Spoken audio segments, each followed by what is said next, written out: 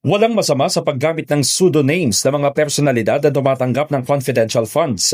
Ito ang nilinaw ng House Prosecution Panel matapos na muling marinig ng publiko ang mga pangalang Mary Grace Piatos, Renan Piatos, Alejandro Piquit, Andy Lim, Patty Ting at Gabriel Bisaya sa pagpapatuloy ng paglilitis ni Vice President Sara Duterte. Sa pulong balitaan, binigyang diin ni House Prosecutor Joel Chua na maaaring sabihin ng OVP na ginamit lamang bilang pseudonames ang mga tanyag na pangalan. Ngunit mas importanteng alamin kung sino ang tunay na tao sa likod nito.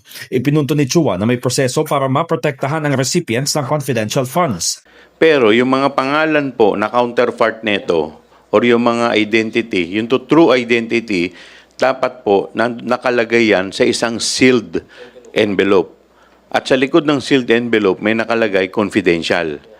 At itong sealed envelope na to, dapat ito nakatago sa vault ng SDO. So kung meron man po itong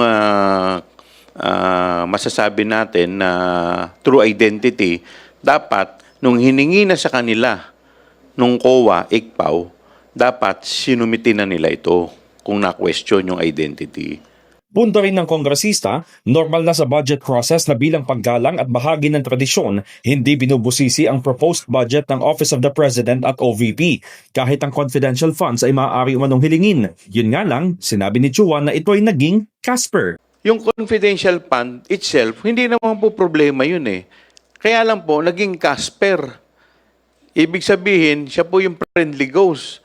Hindi po nagamit. Nawawala po yung beneficiary. Hindi po mapatunayan kung sino po yung beneficiary. So may masasabi rin po natin, lumalabas, pwedeng ghost din po to or po pwede naman na hindi nagamit kung saan dapat gamitin.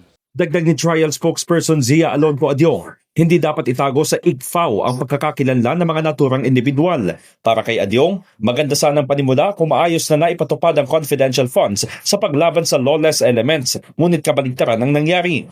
Patunay umano rito ang reports ng ICFAO mula sa liquidation report na isinumite ng OVP, kung saan may direkta umanong supervision at control si VP Sara. In the heart of changing lives, ako si Brigada Haji Caaminio ng 105.1 Brigada News FM Manila, The Music and News Authority.